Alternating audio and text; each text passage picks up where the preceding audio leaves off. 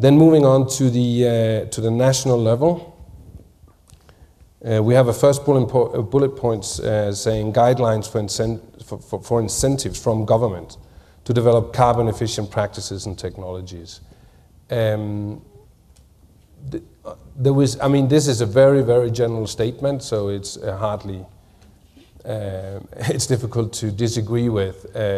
It wasn't subject in the larger group at the end to much discussion, so there is not a lot of context on that point. And if anyone from the group, we had actually 2 subgroups were done in Spanish, so if anyone from the group actually, when we open the floor later, right, would like to substantiate on that point, I think that would be, that could be appropriate. And then we were asking for application of transparency rules at country level, demanding disclosure of emissions.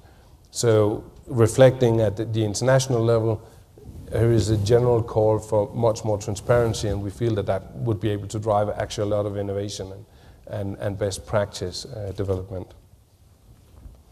Then moving on to our own commitment as a sector, or sectors, depending on how you see it.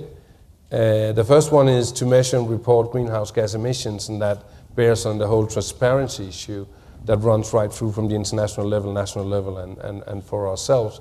And I think that that's one key message coming from the group, that we need to increase transparency dramatically.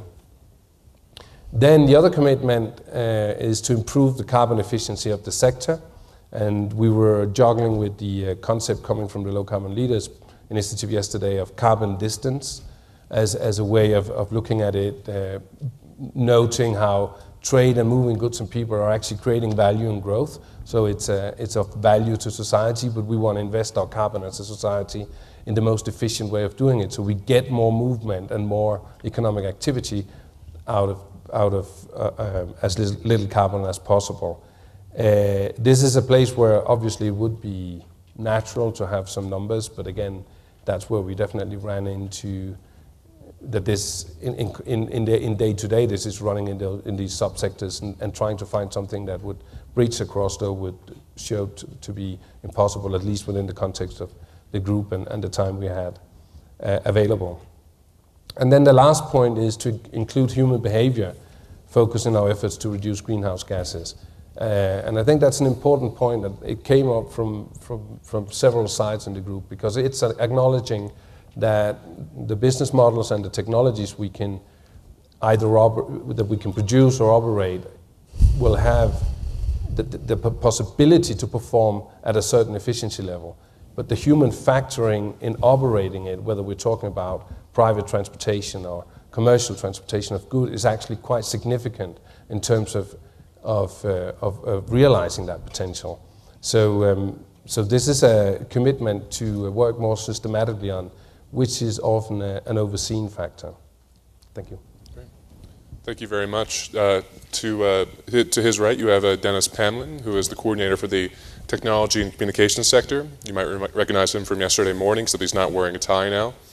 He's the director of the Low Carbon Leaders Program and is a senior advisor to global initiatives, as well as a senior associate at the Chinese Academy of Social Sciences. Thanks. And first of all, I'd like to say thank you, not only to the group, but also to being allowed to be here. Last year at the World Business Summit, the big polluters, of course, were all represented. You know, if you look at the world, you have food, you have transport, and you have buildings, basically, as the big polluters. And those has been discussed as reducing their emissions. ICT is, of course, important also, as it has its emissions, but it's really an enabler. And that was the first reflection of the group was, are we really in the right room? For how long should we sit by ourselves and discuss all these excellent ideas we have for smart buildings, integrated solar solutions, more information around the food system, and smart transportation, and sometimes not even transportation at all, because you can have remote working and other things. So we hope that it's the last time we only have a sector approach, and from now on we will also meet around service approaches. And especially if we call for governments to have a service approach, it would be very appropriate if we have that as well. So that's the first thing. The second thing was that we must send a very clear message that we're moving away from incremental improvements now to transformative. We should not just focus on what we have today and how that can be done in a slightly better way, but really looking at the service being provided and how can that be done in a lot better way. And focus on acceleration. We are very keen to look at these sort of linear models. We need to look at accelerated uptake. And that's difficult. As was mentioned yesterday, it's one of my favorite examples also. The models we usually use, like McKinsey. They thought that we're going to have 1 million mobile phones by the year 2000. Was 100 million, factor 100. And I think we have a lot of these opportunities now with ICT, also with accelerated uptake. The last sort of general thing that I want to touch upon is, I don't know how to put this in a humble way, but I think a lot of people in the ICT industry feels that it's a little bit of need of education for policymakers, because the potential and the technologies available are so amazing. In a few years, we will have 50 billion connected devices. What does that mean for transparency, reporting, real-time information, etc.? We're not planning for that. People are still thinking that you're going to crunch these numbers by yourself, you're going to sit there and collect those things. But that's not going to happen. So, and also the sort of dematerialization of the economy. How fast can that go? We used to think that the best thing we can do to save the forest is to plant a few extra trees. Well, we have e-ink now, and we have other things that we don't even need. The thing we've been using the forest for we not need it for anymore. So maybe the biggest prize for the forest savers should be for Amazon.com and other things. And we don't really think like that. They're really innovative people, and they meet needs in very new ways. And Amazon.com was not set up to save forest or save climate. It was to provide people with reading whenever they want, and also be inspired as a group. And that comes back a little bit also maybe to this organization and how we sit here. I don't think we will do this for very much longer. For people working with IT, Wiki approaches, sitting a few people within a room and thinking we are the ones inventing this. Why? We can invite anyone on this planet to participate in these things. And increasingly also people that are can afford to participate in meetings like this, their voice can be heard. Because at this meeting, unfortunately, most of the people here are very rich. That means that some are very humble and sort of bring that in, but they can participate. IT can allow these people to be here. So that's the last thing. And now what we then wanted for Cancun to help deliver the sector commitments. A roadmap where ICT sector is recognized, and maybe not just the ICT sector, but enabling technologies, biotech and others could be there as well. With concrete milestones and energy efficiency codes. Second one, acknowledge, and this is, I think it's been said a number of times, and maybe that should be up in the chapeau really clearly, acknowledge companies as solution providers and encourage transformative solutions to deliver reductions of the magnitude that is needed. It was actually a small discussion there to that on the risk of high carbon lock-in, that we are doing things that might reduce emission a little bit, but actually locks us into a system that don't take us the whole way. Specific policy instrument that countries can put in place. National and regional carbon reduction plans needs to recognize the role of ICT in achieving those objectives. Of course, we also recognize that we can call on Cancun to do whatever we want, but unless national governments is actually integrating this perspective, not much will happen. Second, on policy instruments, help to enable other economic sectors to use and accelerate the use of technology that can deliver transformative solutions. This was also part of when national governments are inviting people to talk about building sectors, they might not invite all the new stakeholders in this. Energy sector similar, smaller solar and system providers are not always included in this when legislation is done. And then the commitment of the sector.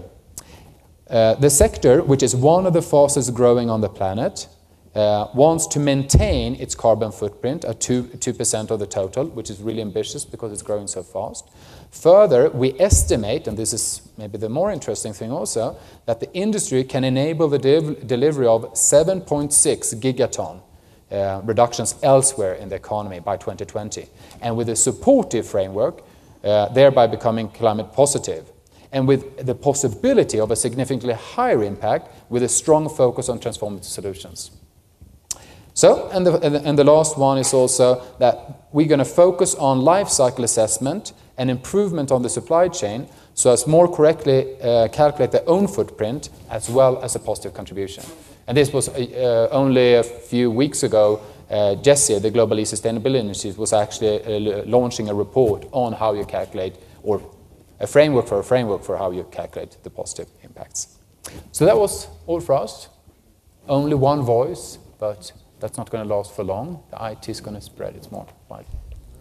Thank you very much. Last, we have to my right, we have Cesar Ulysses Trevino, who is the coordinator for the Building, Constructions, and Materials sector. He's the founding president of the Mexican Green Building Council. He's also the former treasury and secretary for the World Green Building Council. Thank you, Brian. Good morning, everyone. Well, thanks a lot for all our work group members. We had a diversity of interests from product manufacturers, professional charters, developers, NGOs, international public agencies, building and construction practitioners. So I think we pretty much got in the room different views, different perspectives on the challenges posed for sustainable building and construction. So thank you all again. And since we didn't have the time to go together in detail, hope we're capturing all of your thoughts and main concerns.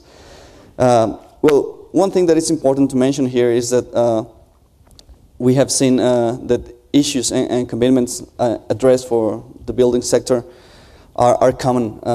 And you'll see in our proposal, in our definitions, commitments regarding to effective reduction of greenhouse gas emissions, technology deployment, the need for financial mechanisms, and the need of sustained economic growth. Concepts such as supply chain and life cycle assessments are very important in our sector, and unfortunately not very well regarded or addressed so far. And another issue that was raised was about social equity and improved quality of life, which is bottom line for us. We again feel very important that we should continue this horizontal dialogue and the cross-sector communication. We saw a lot of commonalities in our goals and strategies for solution. So in our case, talking and looking at the results from the energy, the ICT, transportation, land use is very important for city planning, community development. So we'll start with our agreements on what can Cancun deliver to help our sector. And the first one, very important, recognize that community planning and building industry as a top priority for achieving sustainable future. This is very plain and simple. We are probably the single sector with the most cost-effective mitigation measures. So there's a lot of potential in the building and construction sector. That's coming from findings from the IPCC and many other international agencies. We as a sector, you should know, we consume about 12% of potable water in the world, about 50% electricity in developed countries. 30% of solid waste comes out of building demolition or scrap, and overall 30% of greenhouse gas emissions comes from the whole building lifespan, from building construction, and its operational phase. The second issue for Cancun to assist in our goals will be to enable market-based, legislation-driven financial mechanisms that support sustainable building, comprising new and existing projects that are both energy efficient and have a reduced total carbon footprint. So this is very important. I think the focus has been mostly on new buildings, but what do we do with the 98 existing building stock that they are wasting energy every day? So we're putting a lot of policies or efforts in place for new construction.